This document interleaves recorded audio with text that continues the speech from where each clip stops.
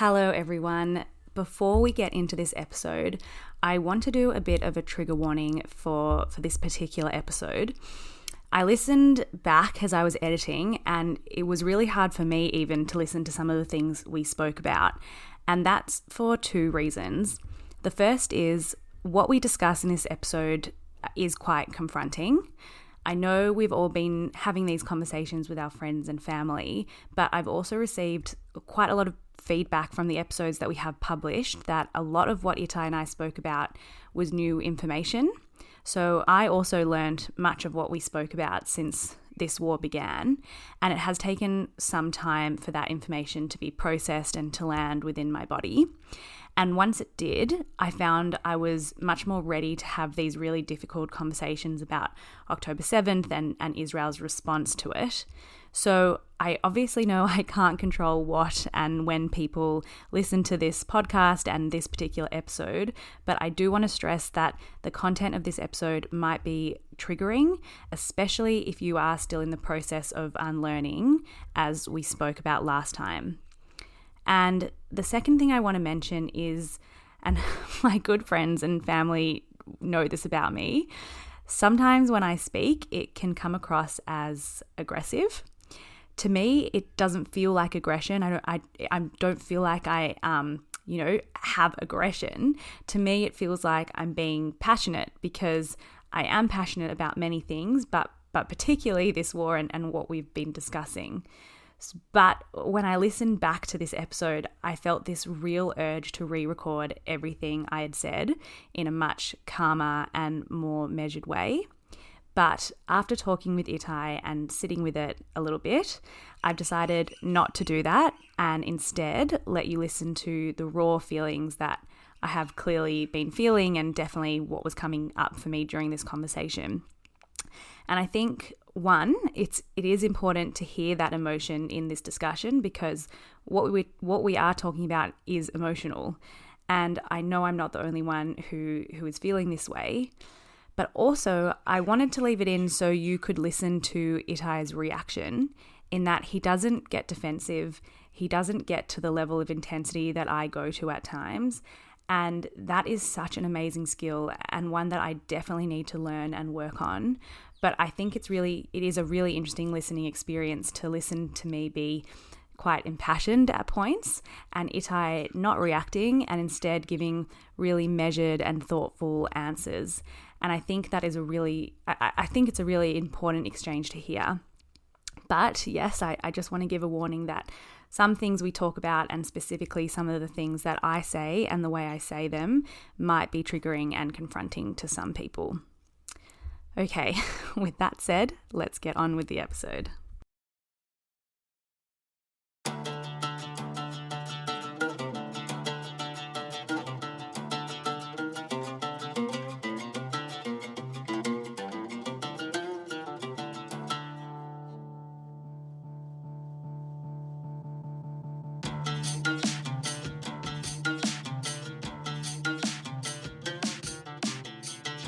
Hello everyone, and welcome back to From the Yarra River to the Mediterranean Sea.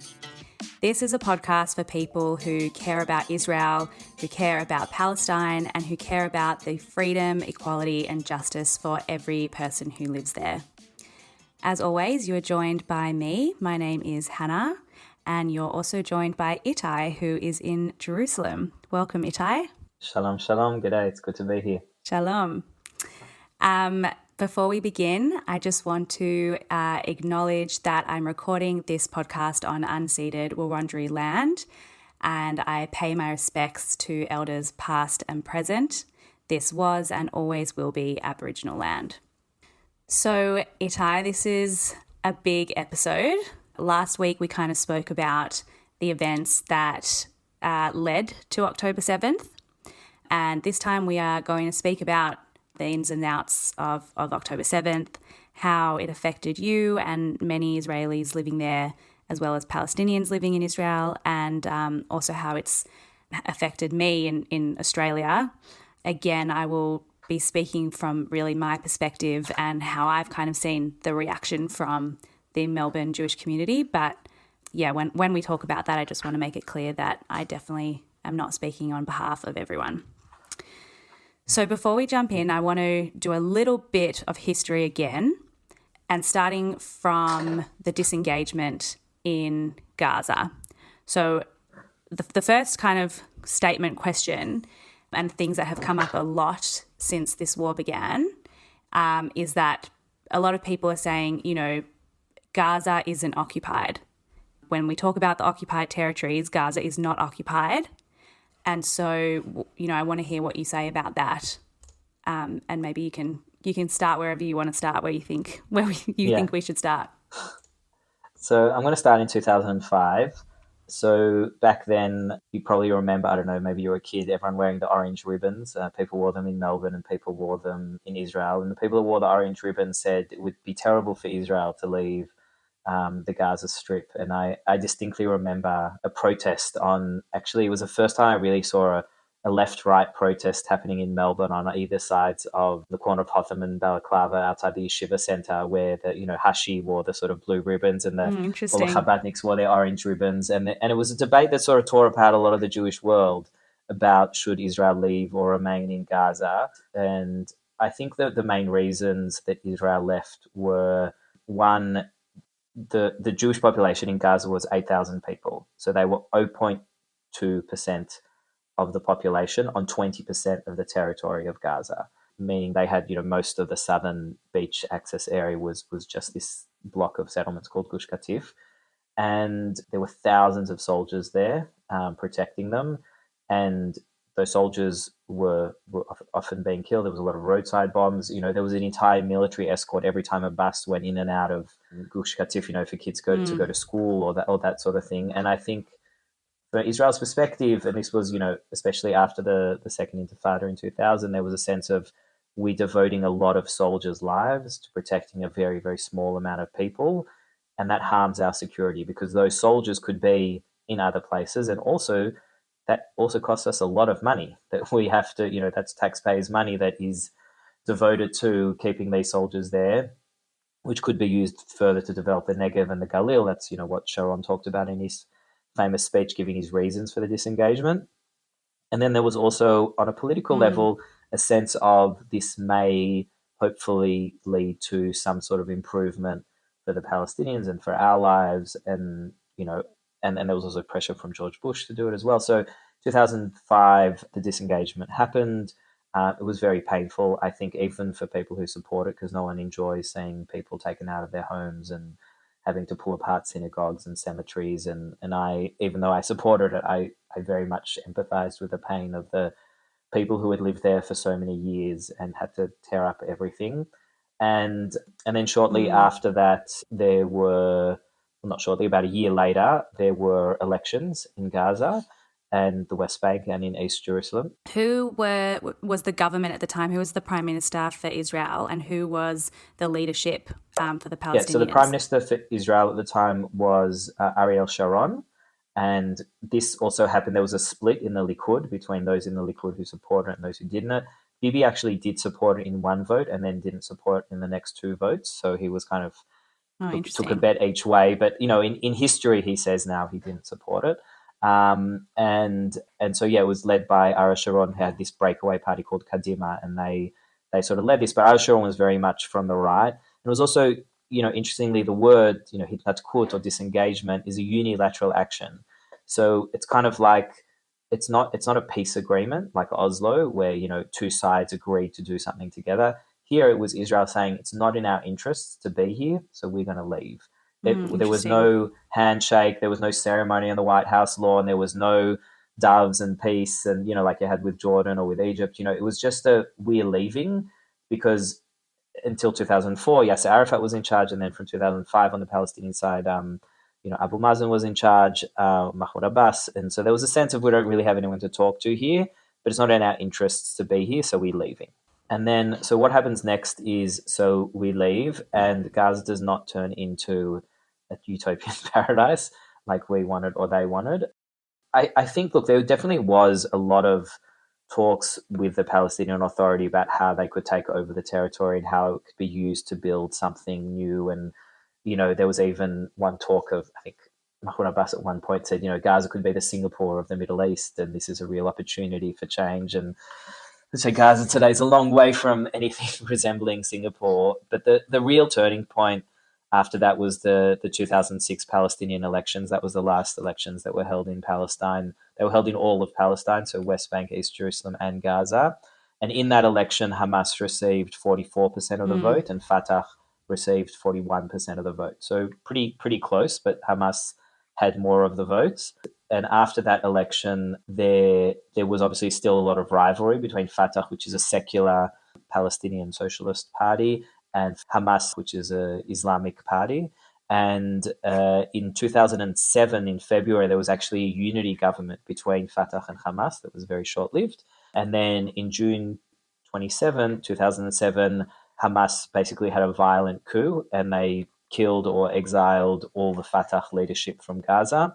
And since then, they've been ruling in a very brutal way in Gaza, and there's no Fatah presence there anymore. And there's also no elections there anymore. And in terms of Israel's response, so there's been rockets coming from Gaza for a long time, before 2005 even. But since the election since the coup really of Hamas in 2007, which happened 2 years after the disengagement, Israel's placed the Gaza Strip under siege. It's also under siege from Egypt as well. It's two countries doing this. And the reason for the siege is that it was hoped that this would weaken Hamas and then bring back in Fatah, which is Fatah is a political party that does recognize Israel, that Israel can negotiate with. And initially, actually, the siege was supported by Fatah. They were like, yeah, Fatah, Hamas are our enemies, weaken them, and then we'll be able to, come back into power once they're being weakened. And I Sorry, can I just clarify, what do you mean by they put Gaza under siege? So under siege means you basically stop everything going in and out. You put a sea blockade on. You close the airport. You can. Is there an airport in Gaza? Not anymore. There was once. Yeah. Oh, there was before 2005. Yeah. It didn't really it wasn't a functioning airport, but there was a landing strip and a control tower. I mean, that's all been bombed a long time ago. But essentially, Gaza lives off aid. So let's say you're in Gaza and you make something and you want to export it. You grow tomatoes, flowers, whatever. Like, Israel controls who you can sell to. If you want to bring something in, Israel controls what you can bring in, how you can bring it in. The main reason is obviously to stop weapons from coming in, but there's also many decisions that seem very arbitrary for Palestinians. Israel counts how many calories each person can have when it allocates food, and there's even a thing on mattresses, because mattresses have coils in them which could be used for weapons, and so certain mattresses weren't allowed. There's a lot of stuff that is very arbitrary to Palestinians, but Israel says is necessary for its. I think that the siege is there for two reasons. One is obviously for the weapons, but B, it's also there for economically to hurt Hamas, because the thinking of Israel was, if Hamas is economically weak and people there can't thrive, that the people will overthrow Hamas and that Fatah will come back in, or another political leadership. But this thinking was very flawed, because Hamas very quickly built tunnels to Egypt, and then just everything that they couldn't get through the trucks, they brought in through the tunnels, including weapons, but also including many other things that they wanted. And then Hamas essentially ran the tunnels like a customs operation, like they would tax things as they would come in and out of the tunnels, and then they made profits from this whole tunnel smuggling business, and so Hamas is still very strong in Gaza to this day. But the siege just, in a way, it was meant to weaken them, but it sadly strengthened them. Yeah. And I heard I'm not sure whether it is a conspiracy theory or not, that when the elections were happening between Fatah and Hamas, that I'm not sure whether it was Ariel Sharon or was it Bibi.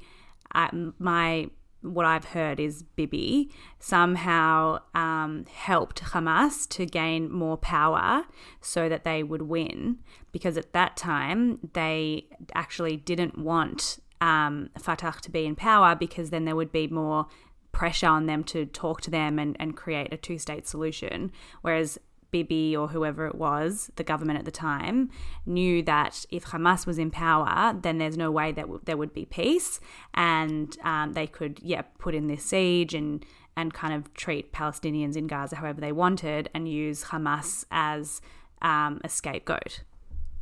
Right. So you've got the right information, but the wrong date. So Israel definitely didn't want Hamas to win in 2007 and definitely didn't support Hamas in any way. And Hamas was our enemy back then, as it is now. But what you're referring to is a famous quote it's actually from a cabinet meeting of Likud in 2019, where I've just got the quote in front of me. Netanyahu said, "Anyone who wants to thwart the establishment of a Palestinian state has to support bolstering Hamas and transferring money to Hamas. This is our strategy to isolate the Palestinians in Gaza from the Palestinians in the West Bank." So the idea of it, just to put it simply, was in order for there not to be a two-state solution, which Netanyahu doesn't want because it would mean dismantling a lot of the settlements which he supports, you have to show that there's no partner for peace.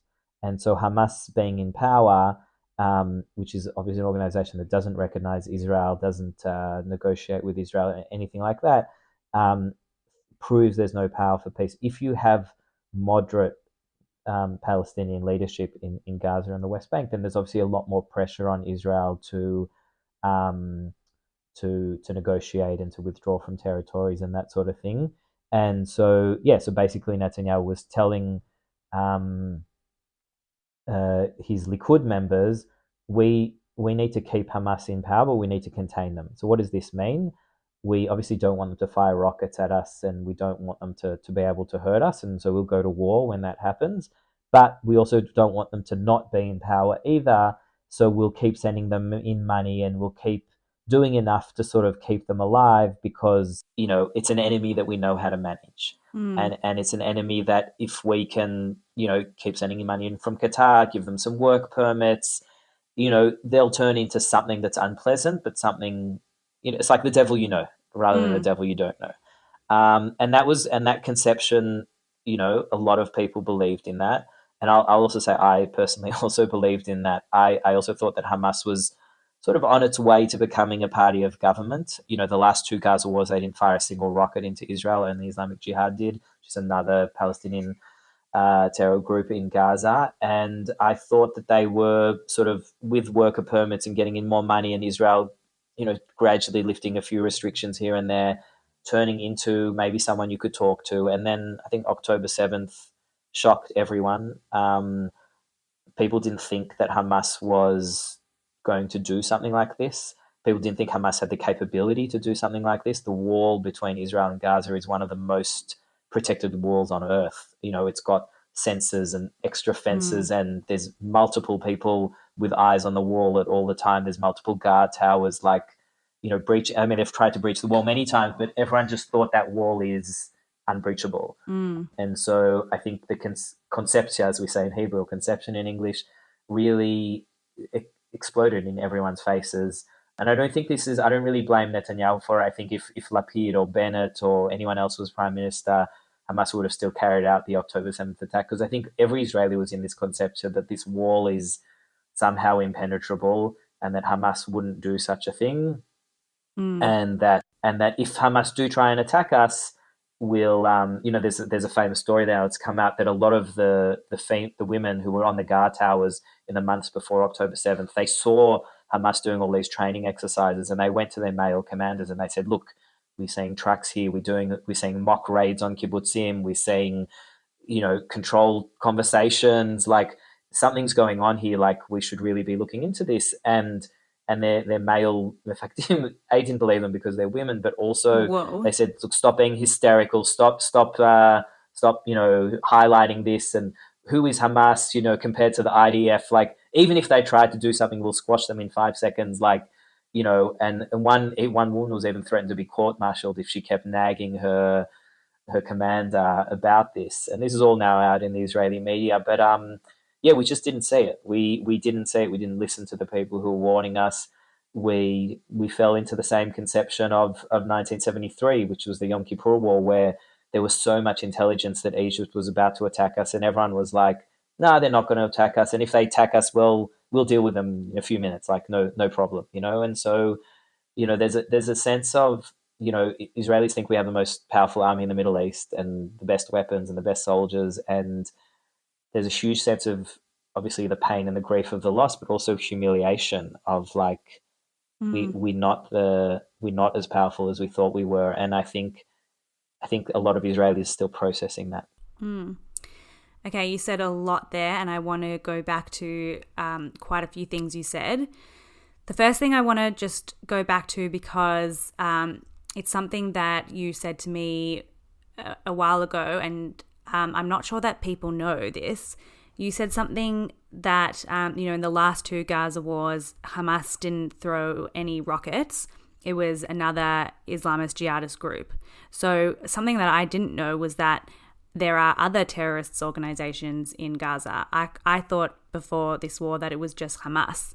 So can you explain a little bit more about that? Yeah, so the other group is called Palestinian Islamic Jihad, but a lot of people just call them Jihad for short. And they are nowhere near as powerful as Hamas, but they do have, I think, a number of soldiers. I don't know the exact number anymore because it was probably higher before than it is now. And they have capability to fire rockets, and they have their own leadership, but they also operate out of the West Bank as well. And in some ways, they're a rival to Hamas, but in other ways, they cooperate together. And there was also, on October 7th, Jihad also took hostages as well. So it's believed now that Jihad might still have about 20 or 30 of the hostages, and Hamas have the rest of them. But yeah, it's a different organization.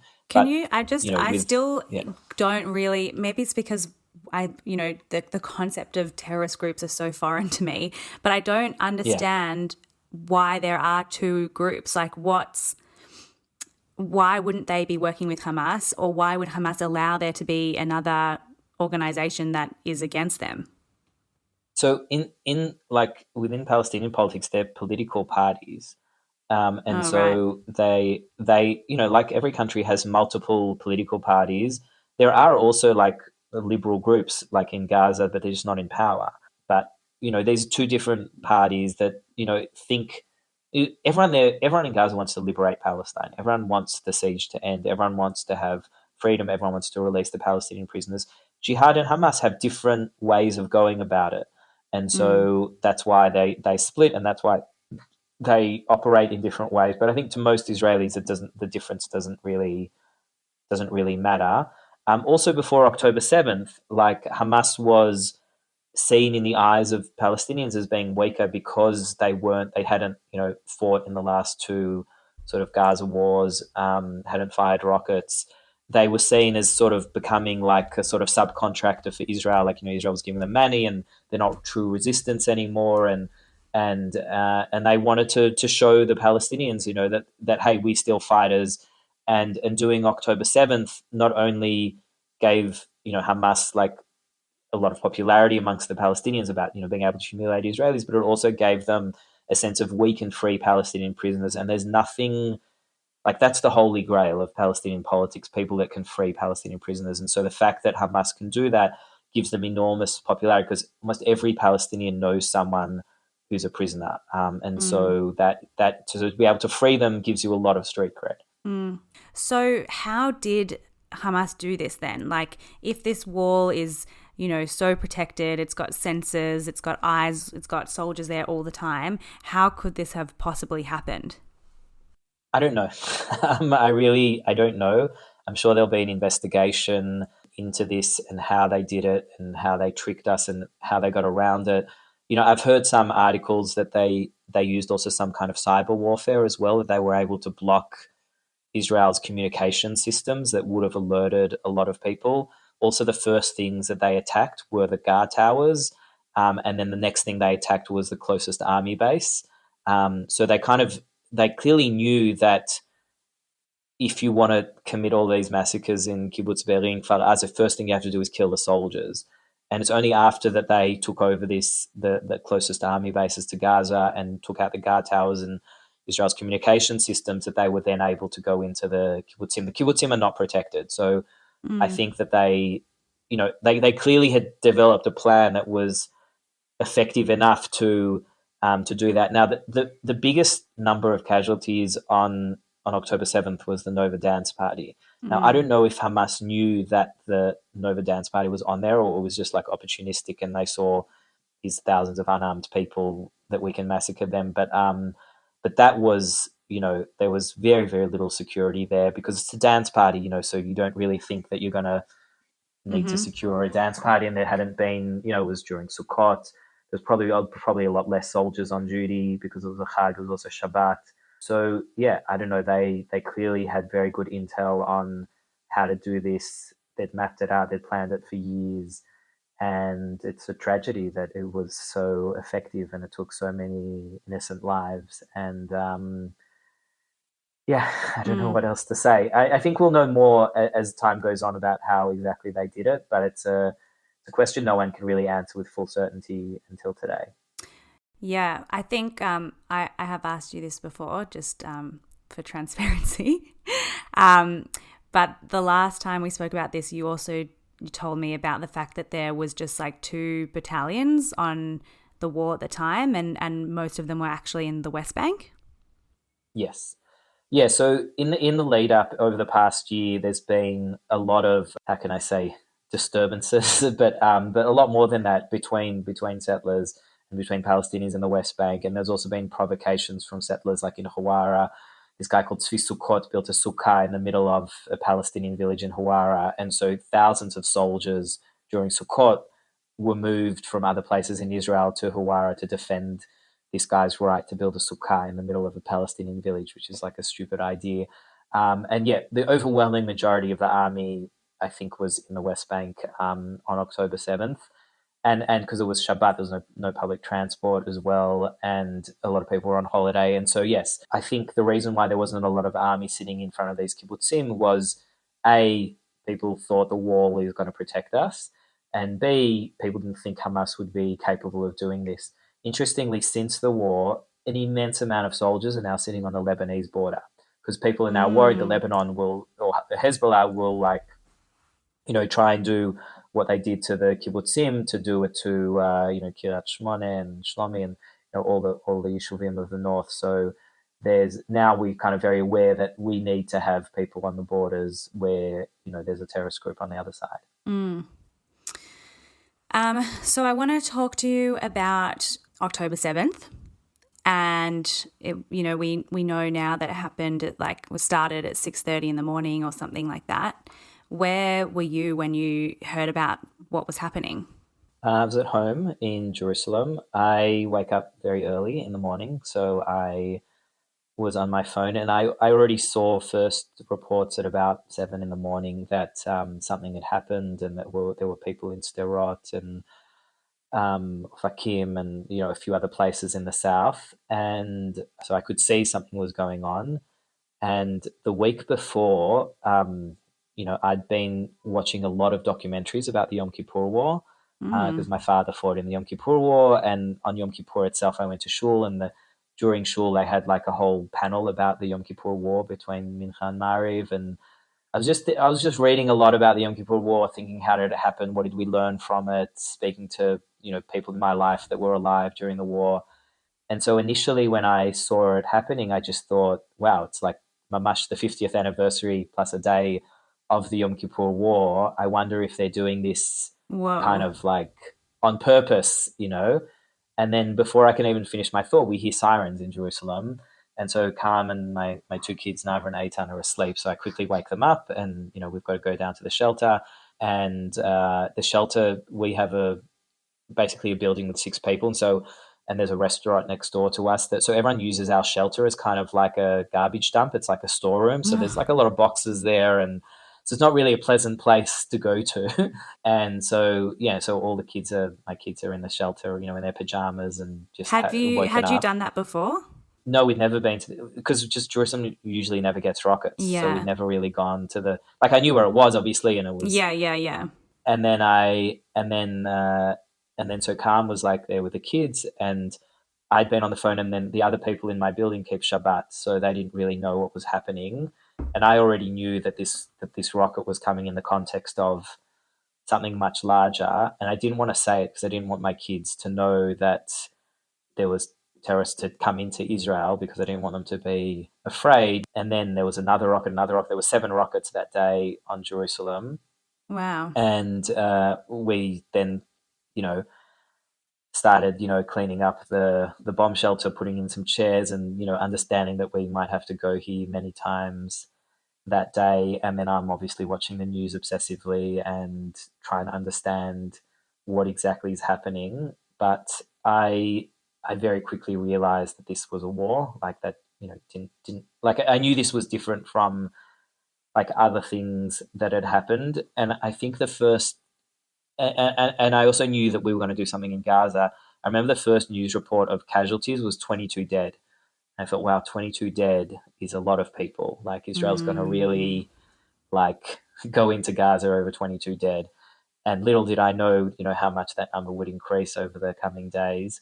And I'm kind of happy that the first report wasn't 1,200 dead, because I don't know how I would have like intellectually, processed that. I think And people are still processing yeah, that. yeah, it's such an enormous number. And, usually the wars that we have here are not high casualty wars. And this has been a very high casualty war, both on the Israeli side and obviously on the Palestinian side, which I'll get to in a minute. But yeah, we usually are able to fight wars here with low numbers of casualties. And that's certainly not the case in this time. And I think the biggest challenge I had on that day was really how to talk to my son, who's 10. And like I explain this country for a living, and so he's asking me what's going on, and for the first time I don't have answers. Not because I don't know, I know what's going on, but I don't want to tell him because I don't want him to feel like Scared. he's not safe in his house, or someone could come in and kidnap him or whatever. And I think every parent sort of had that dilemma of like, what do you tell your kids? How do you talk about this? How do you maintain a sense of, he knows that I work with Palestinians. We've had Palestinians in our house before, like they're friends of mine.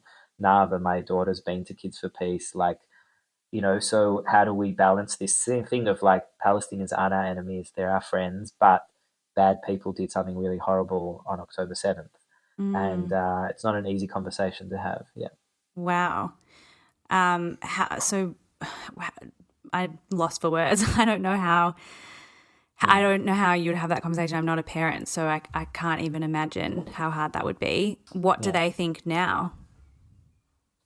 So the thing they notice now is all over Jerusalem, like on every bus stop and in many public places, are the pictures of the hostages.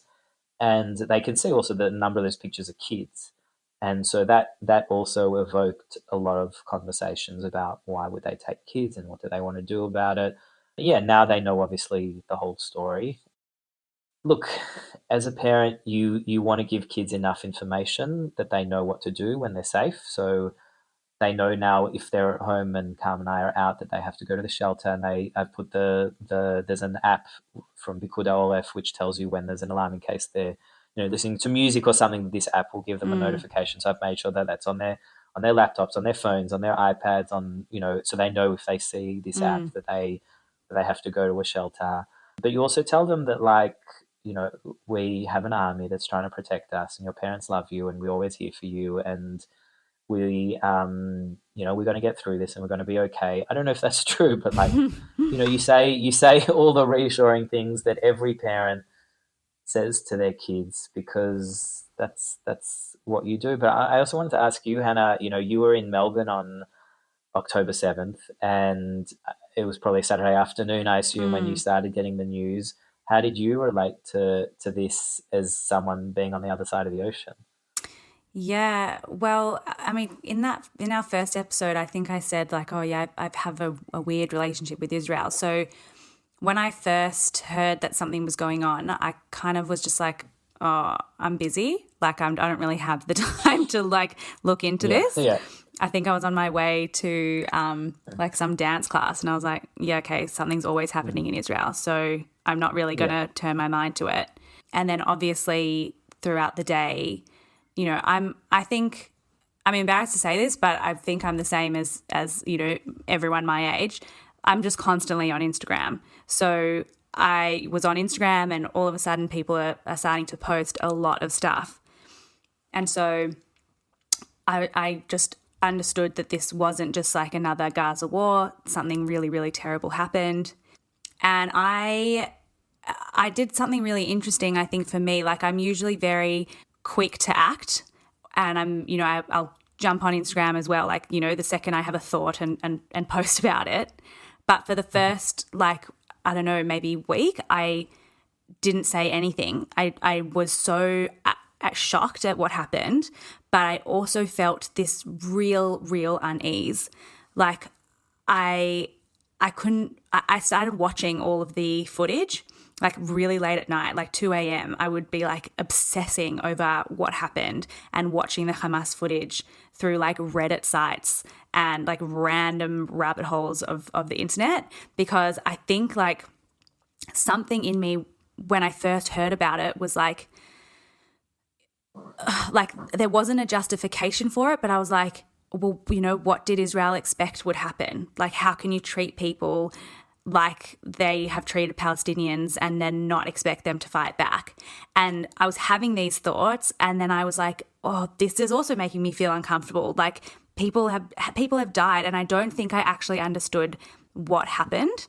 And so when I did, I went and looked at the raw footage, and it was just totally fucked up. Like, I wonder, and I've been wondering, like, how many people, and we'll talk about this in the next episode, but like, I wonder how many people who are, you know, pro-Palestinian, which we both are, but I wonder how many people who are going to the Israeli rallies have actually seen the raw footage of what happened. Like, it was horrible. The most horrific tragedies of, like, you know, I won't go into detail. People know about what happened, but it was really only once that I started to look at it and see what happened that I was like, wow, there is no justification for this. No, people cannot do this to other people. Just like I think, you know, what the Israel response is horrific. And I don't believe that people should be killed, like, you know, by carpet bombings. I don't think people should be killed in their own homes, beheaded. Like, it was horrific. But very, very, very quickly, even though I had, you know, I thought what was happening was disgusting, the rhetoric that was happening on Instagram made me so angry. I just became so frustrated about how people were talking about it. People, you know, I remember, like, someone posted something on, like, the second day after it happened, and someone posted something like, you know, check in on your Jewish friends, we're not okay. And that really angered me for a bit, because I was like, you're a Jew in Melbourne. Like, you're fine. There were just 1,200 Israelis that were killed. Like, they're not okay. Their families are not okay. Like, stop posting an Instagram meme or whatever on your Instagram and say, oh, we're not okay, check in on your Jewish friends. I clearly flip-flopped so many times, because then we started seeing protests happening. This was before Israel's response. And, you know, I'm sure everyone listening to this saw that protest in Sydney where there was video footage. Gas the Jews. And then that rattled me again. And I was like, oh, wow, maybe we're not okay. Like, maybe we are unsafe here. And I started to feel really unsafe after that, in a weird way, because I knew logically, like, I am fine. Like, I'm so safe here.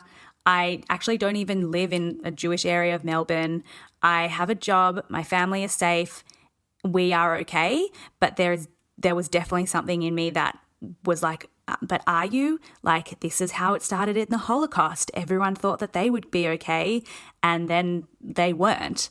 And so there were parts of me coming up being like, is this the Holocaust again?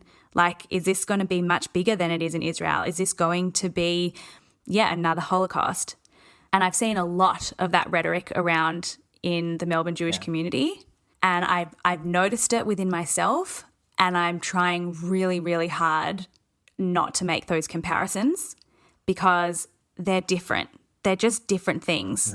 Like what happened on October 7th and the anti-Semitism that is definitely on the rise all around the world is not the Holocaust. It just isn't. I probably am going to get so much backlash for saying that. But Look, I think what you're saying about safety is really interesting. There's, statistically, right, the most dangerous place to be a Jew right now is in Israel. Like statistically, if you look at how many Jews are killed, like it's clearly, we have rockets fired at us all the time. There's been 5,000 rockets fired in Israel since October 7th. There's still hundreds of hostages in Gaza. But in terms of state of mind, like I speak to friends in Australia all the time. I feel much safer here in Jerusalem than many of my friends do in Caulfield. Even though objectively, as unpleasant as genocide stickers are on your hummus or on Jewish shops, like they're not going to hurt you like Hamas rockets will or Hamas guns will. Or there was a shooting in Jerusalem this morning at the central bus station. Like I don't feel unsafe here because I still feel like I have an army protecting me, and there's a whole system that is, designed to care for my safety. But I think just going back to what you said about the check-in on your Jewish friends, to me, the way I read it is not your Jewish friends in Melbourne are in danger, but more the Jewish people right now are in mourning. Like the Jewish people now are sitting shiva because we all feel connected to one another. And even though you might not know the Jews that were killed in Kfar Aza or Kibbutz Be'eri or the Nova Dance Party, when so many Jews die, then Jews around the world mourn for them. And so the check-in is not a sense of I'm in physical danger, but it's more like I'm really sad over this thing that happened on the other side of the world and I can't live normally because I'm in Shiva right now. And so to me, that's how I understood I would have, that's how I would have phrased it. I wouldn't have phrased it as a meme, but I think that's where it was, that's where it was coming from. Yeah. So I'm so happy you said that because I definitely didn't see it that way, but I think you're right. Like, I think a lot of people were so shocked and confused, and they probably were mourning, but the way that it came out, the way I read it, I was just like, oh, you're fine. But I think it's because, we weren't actually given an opportunity to grieve. And you're right, like, Jews dying anywhere, it feels like our family. It's hard to explain to people who aren't Jewish, but, you go traveling and you like every single family holiday I've been to, whether it's in America or in Europe, we always go on a Jewish tour. Like, I don't have Jewish relatives in France, but I always, I go to the Jewish Quarter, and we love Jewish history. And so it is really hard to understand that, like, Jews dying in Israel has such an effect on us here, but it really, really does. And I think, we just weren't given an opportunity to feel that grief because things were moving so fast. Anti-Semitism really did start happening very, very, very quickly. The Free Palestine movements happened, almost the next week. And I think coming from this background of, like, we're not safe, this could happen again, those movements, like seeing a Palestinian flag is so triggering for us because it feels like an attack on our safety. And I mean, I think it has a lot to do with Holocaust trauma. I have my dad's parents went through the Holocaust, and I think there's so many studies that have been done about intergenerational trauma, and I think that has really, really come up as in a massive kind of storm in the Jewish community. I mean, we spoke about this. There was, that protest after that Palestinian restaurant got burnt down in Caulfield. And then there was that protest on one side of, the Free Palestine movement, on the other side, the Jews from Caulfield. And Jews in Caulfield were saying, like, this is on the anniversary of Kristallnacht. And I was saying, like, I wish that at Kristallnacht was just a, group of people standing on one side of the street yelling. Like, that's not what Kristallnacht was. And so I found that really, really hard to deal with as well. Like, of course, I think the Free Palestine movement were wrong to do that. I think they were wrong to go into a cornfield right next to a synagogue on Shabbat while people are praying. Like, I think that was probably a bad move. But on the other hand, like, it wasn't Kristallnacht. Yeah. Look, I never compare things to the Holocaust. I think the Holocaust was a unique event in Jewish history, and perhaps even in world history in terms of its size and its scope, and the fact that it was all Jews were the target of the Holocaust. It wasn't just one group, and it didn't really matter if you converted or if you didn't live in a certain country, like, Jews in Iraq and Egypt and, all sorts of different places were caught up in the Nazi ideology, and it destroyed their lives. So I think, I don't like comparing things to the Holocaust. I think on October 7th, it's not just the number of Jews that were killed, it's also the way that they were killed. And again, I don't want to go into all the details, but the brutality of some of the ways that Hamas killed people, especially their number of people who were burnt alive, I can understand why that brought back Holocaust memories more than maybe other attacks on Jewish lives. And one of the lessons we always learned at Scopus about the Holocaust was that the Holocaust didn't start in 1939. It started in 1933. Started with a democratic election that Hitler won, or got 33% of the vote, but eventually turned that into a win. And then there were the Nuremberg laws, and a lot of German Jews initially said, okay, so there's Nuremberg laws, but we can manage. We'll stay. It'll be okay. And we didn't see the warning signs until it was too late. And so I think a big reason why Jews jump at every sort of fart of anti-Semitism somewhere that's very minor is because they feel like, well, we didn't in 1933 jump at a lot of minor warning signs, and then look where it led to. And so I understand where that paranoia comes from. I understand it too. I definitely understand it. I'm just saying that, I think that we can push past it and acknowledge that fear is there. Of course it's there. Yes. But realize that it's not the same. But, I don't like the comparisons with the Holocaust on the other side as well. Like, and I do want to ask you about this. Like, people say that Gaza is an open-air concentration camp, and they're using the word, genocide. This is a genocide that's happening.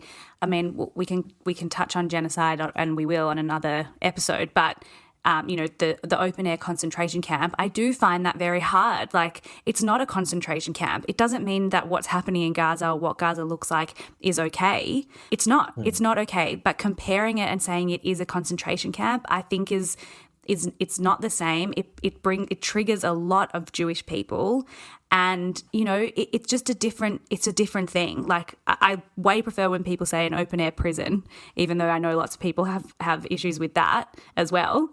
But what do you think about when people say an open air concentration camp? So there's a thing in speech where people use analogies because they think you don't know what this is.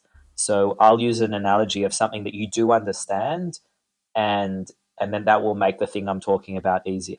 So I remember a lot in Australia, in the asylum seeker debate, where people were, trying to get people to protest against offshore detention, and they called the camps in, Nauru and Manus Island concentration camps. And a lot of Jews didn't like it because they were like, no, that's our word. You can't use our word. Even though we don't like what's happening in Nauru and Manus Island, like, you can't use our word for that. And that's why, again, and I get that, and I also don't use apartheid, and I don't use a lot of other words as well, because I like to call things as they are. And if an analogy is helpful, then I'll use an analogy, but often you can describe something as it is, and people are intelligent enough to understand without comparing it to Ukraine or to another thing.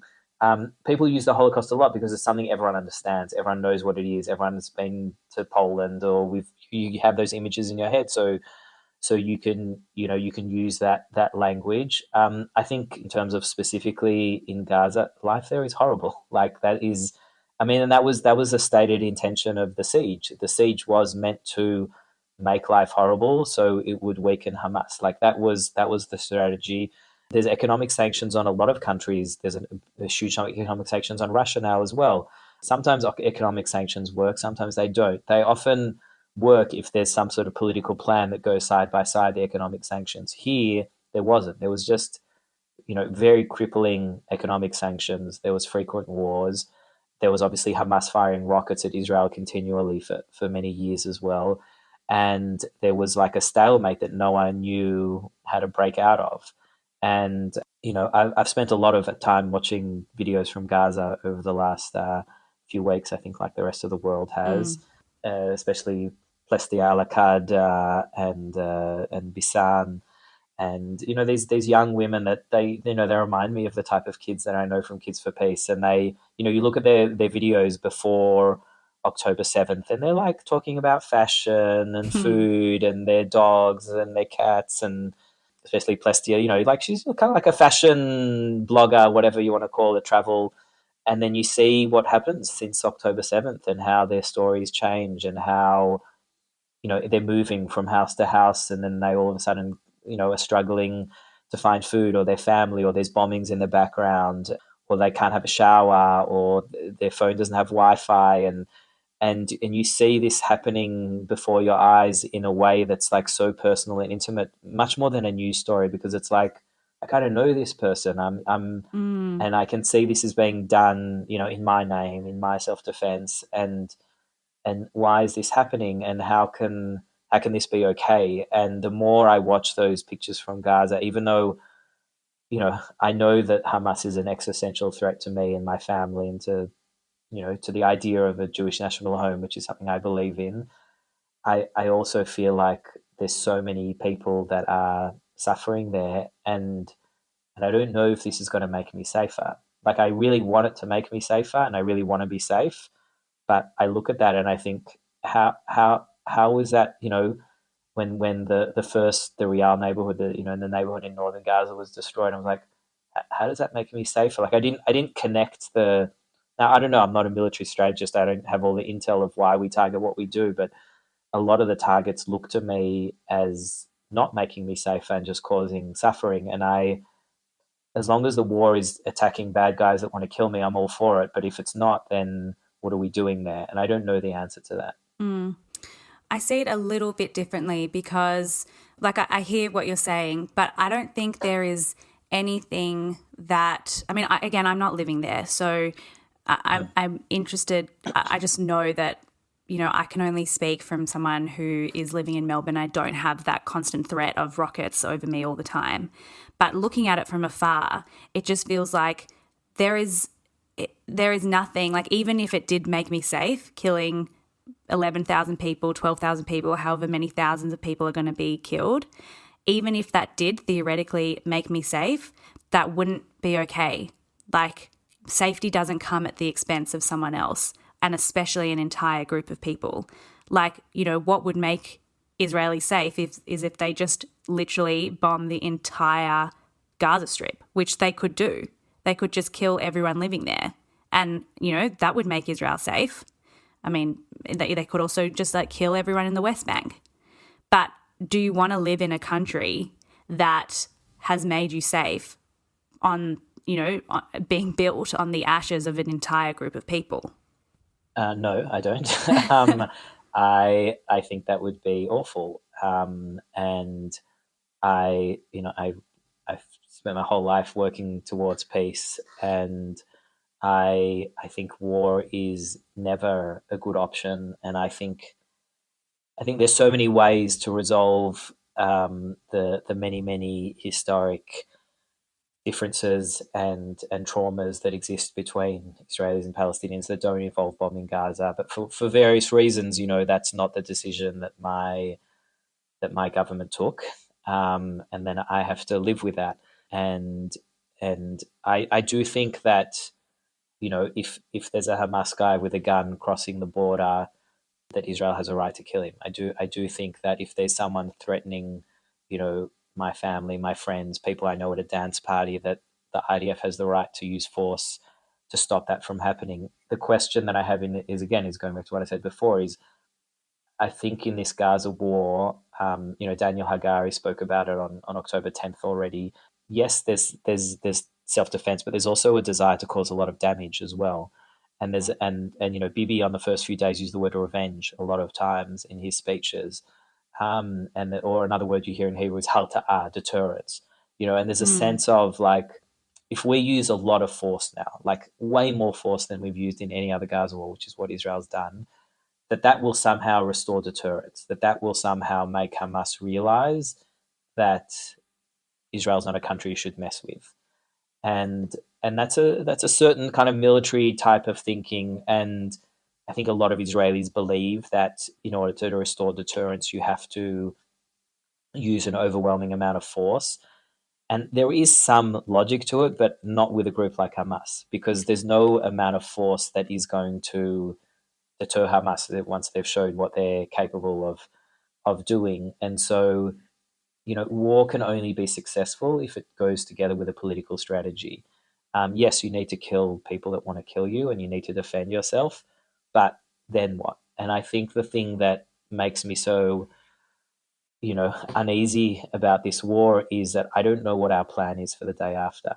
I can see that Israel's trying to stop people that want to hurt us from being able to do so, but I don't know the plan for the day after. And if you don't have a plan for the day after, this thing's going to just happen again in 3 years or 2 years. Like, we've had 9 Gaza wars already in the last 14 years. Like, do we need to just keep doing this again and again on a bigger scale? Like, we need a political solution. Now, a political solution is, we'll talk in the last episode about that a bit more, but it's not an easy thing. I think there is one, but like it's very hard for us to imagine at the moment. And in between that, there's just this immense suffering and pain. And I'll say something else. I know you didn't ask it, but I really want to mention this about empathy. So, I was going to ask about that. Okay, you were going to ask. Good. So I know what you're going to ask.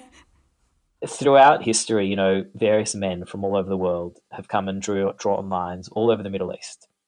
And they've made borders, and they've said that the nature of those borders is that you care more for someone on this side of the line than the other side of the line. And that's what nationalism is. It's the notion that someone that lives here as opposed to someone that lives 2 kilometers over there, you care about that life more. And as someone that, I'm also very much a humanist, as much as I believe in a Jewish national home, I don't want to be a person that cares more about someone just because which side of the line they live on. Like, it's so important for me to whenever I can speak about this, to say that I want to feel the pain of the mother who had her children kidnapped from her or killed in Kfar Aza or Kibbutz Be'eri, no less than the father whose family was in a building in Khan Yunis, and he's digging his children out of the rubble. Like, I'd never want to stop feeling the pain of both. It doesn't necessarily mean that I agree with Hamas or I agree with the IDF, but I think as a human, if I reach a point where I just don't feel the pain of one group, then that is dehumanization. That is, that is something that I never want to be in that situation. And whether it's in Russia, the Ukraine, or in all sorts of other places in the world, like I think saying you deserve your death, or you voted for this political party, and so therefore it's not my fault. Like, those arguments, I can't deal with that. I think we have to see all human lives as mattering, and that means mourning them and crying for them and lighting candles, and not just saying I care for their lives, but it means really like stopping to process that. Like, I remember one night about a week ago, there was very heavy rain in Jerusalem, and I was walking in the rain with an umbrella with someone, and a person said to me, "Wow, I'm really worried about all the soldiers now, in the bases. I wonder if they're like sleeping in the mud or what's happening." And then I was like, yeah, I'm also wondering about the soldiers a lot, and I have friends who are being called up, and I really hope that they have, good cover and they're not out in the cold. And then I get home, and then I see Bisan has posted a video of Gaza that night, and she's in a tent, and the tent is not waterproof, and there's buckets all over the tent because it's raining everywhere, and there's thousands of Gazans now, on this very rainy night without cover. And I And I also felt for the people in Gaza on this rainy night, like, what can they do? Now, empathy is not something that's a political plan. It's not. It doesn't guide you into what you should do. But I think, I really wish that all the people that cared about, the soldiers on this rainy night could also care about the Gazans on this rainy night, because war can very quickly diminish and squash your humanity, and that's something I never want to lose in me. I always want to have that ability to feel the pain of others. So they talk about this. Stick with me because it might look like I'm about to go on a tangent, but they talk about, in the non-monogamous community, like, love isn't finite. You can have love is something that you can have an abundance of. You can love so many people. And I think the same as empathy, like the empathy isn't finite. You do not have to have empathy for people who you relate to.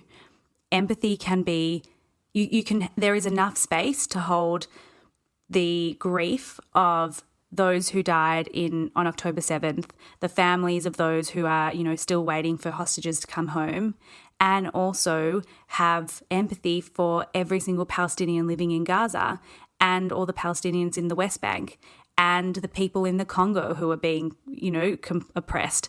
And, it's and. Like, our hearts are big enough to hold all of this in.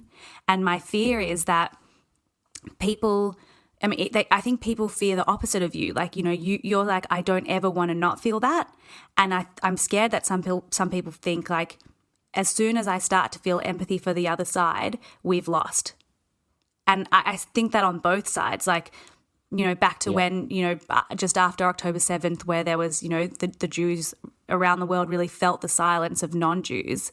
Like, that was very hard, and it still is very hard, because you can feel like, well, the Palestinians are also suffering, but it almost feels like, they don't want to say anything. And I mean, we'll get to this in the next episode, but it's coming, my point is that it's coming from both sides. Like, the people who are posting, about the Palestinians are also not posting about the hostages. The people who are posting about the hostages aren't posting about the Palestinians. Like, I think it's so interesting that people aren't sharing both sides. And it almost feels like they can't bring themselves to do it, because it feels like if they do, they're giving something up. Instead of thinking the opposite, like, actually, if I do this, I become even more human. I become a better person. I become less black and white. And I just, I wish. Yeah, I think right. I think the reason people don't share both sides is because they think one side is good and the other is evil. And so, they'll say, well, if one side is a colonizing, oppressing, whatever, I shouldn't feel sorry for them. Or if the other side are, genocidal Islamic terrorists, I shouldn't feel for them, And so I think part of the reason I have empathy for Israelis and Palestinians is because I know a lot of Israelis and Palestinians. I work with a lot of Israelis and Palestinians. I've been learning Arabic for 3 years. I have a lot of friends who have friends in Gaza. So to me, it's not like they're not Ukrainians or people in the Congo. It's people that I know their culture. I know I kind of feel like I know what they're thinking now. I know how they're feeling now. And so there's that intimacy to it as well. And I think what you said also just on the issue of condemnation. So, no one likes all lives matter. No one wants to be all lives matter, even though that's what we're saying here. A lot of people, Jews want, and I wanted the same thing. When October 7th happened, I wanted people to say, have a moment of silence for the Jews and for Israel, and to light up the Sydney Opera House in blue and white. And I wanted that minute of silence, not with we condemn anti-Semitism and Islamophobia, we condemn Israel, and I wanted to, like, again, going back to Shiva, when you're mourning your grandfather at Shiva, you don't want someone to come, oh, my grandfather's also dead. No, this is like, no, I don't care about your grandfather. I'm mourning my grandfather tonight at Shiva, and we'll talk about your grandfather on another night. But, like, this is my Shiva.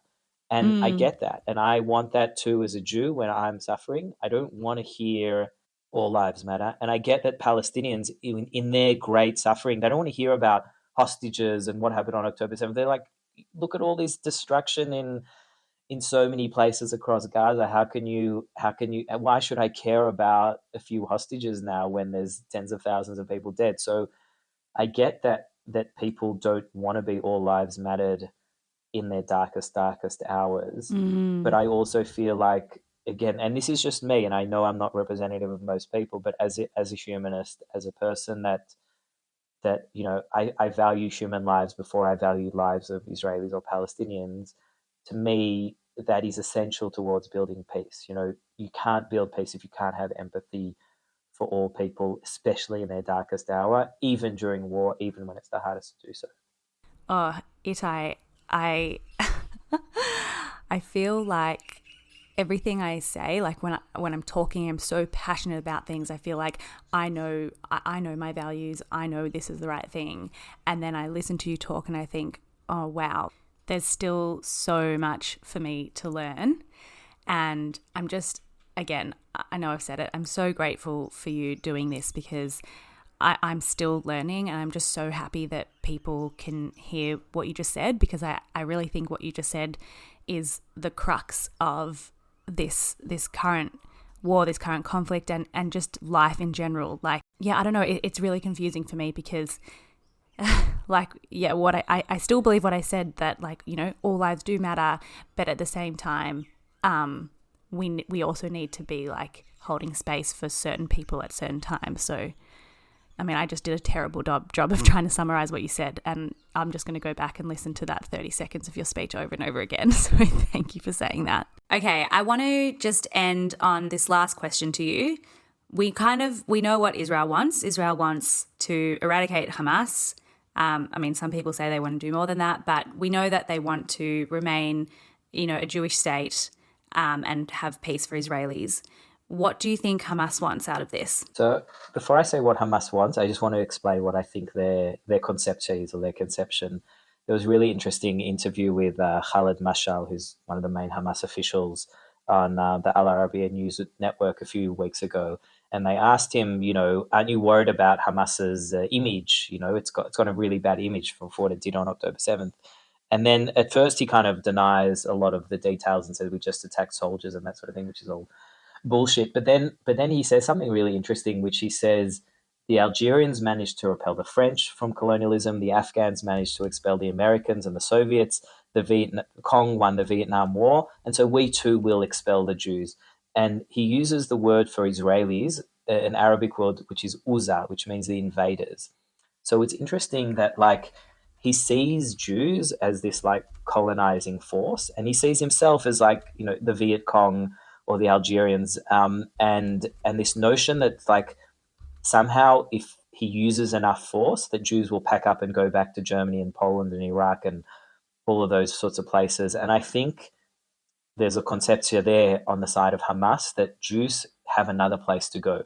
That if there's enough force used, that somehow we're all going to pack up and leave and go back to our mother country, which, as I spoke about in the previous episode, there isn't a mother country. There's a famous Israeli song, "Ein li eretz acheret," I have no other country, and I think Hamas will keep losing as long as it's stuck in that conceptia that Jews have another place to go. In the same way that I think Israel will keep losing if we stick to our conceptia, which I spoke about before.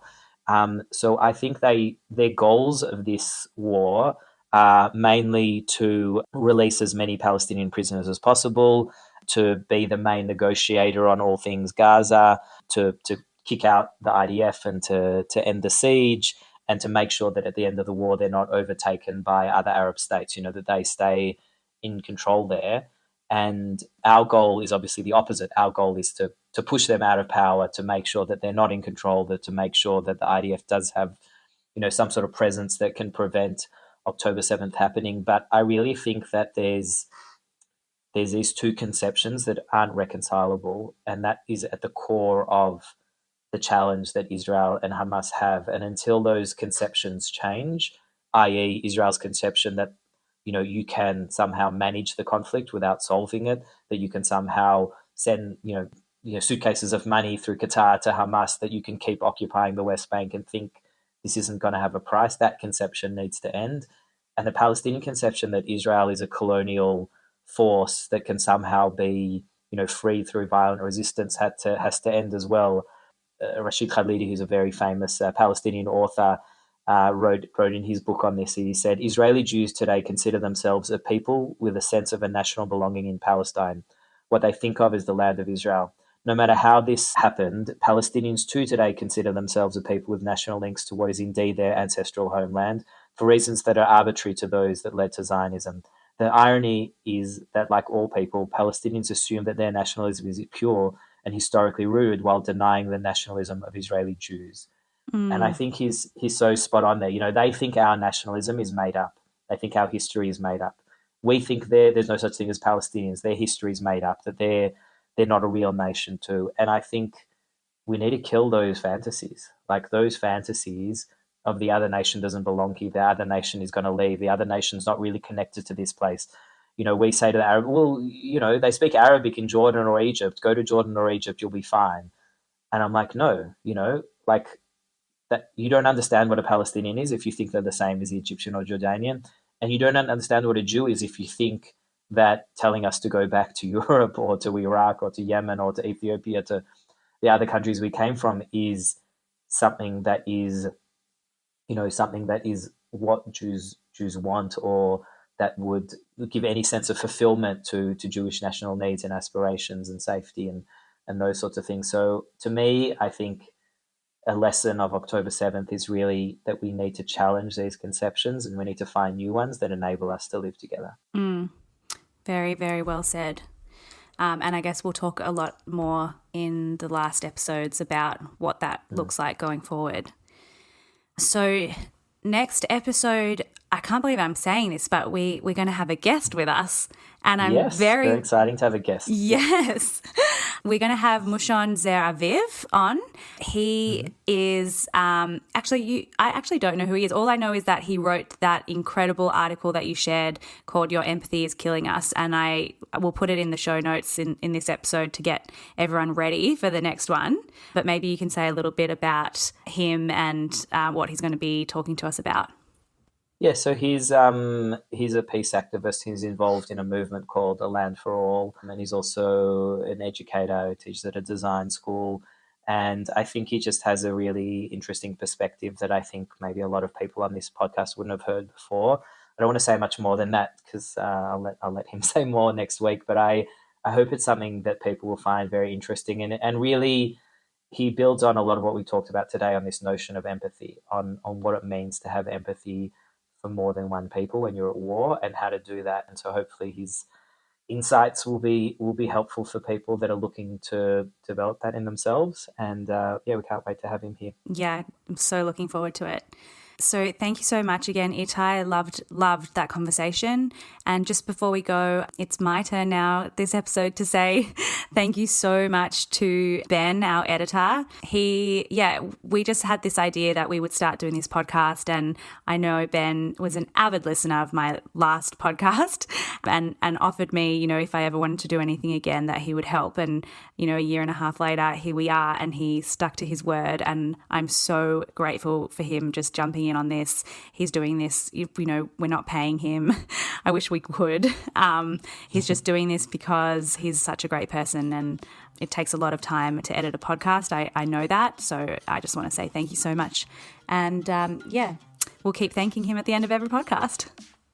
We will. And if anyone has any questions, comments, feedback, what should they do, Hannah? They should email us at fromtheyarra@gmail.com. And you can send us in anything, thoughts, questions. Anyway, thanks for listening, and we'll see you next time. Thank you. All right. Bye-bye. Bye.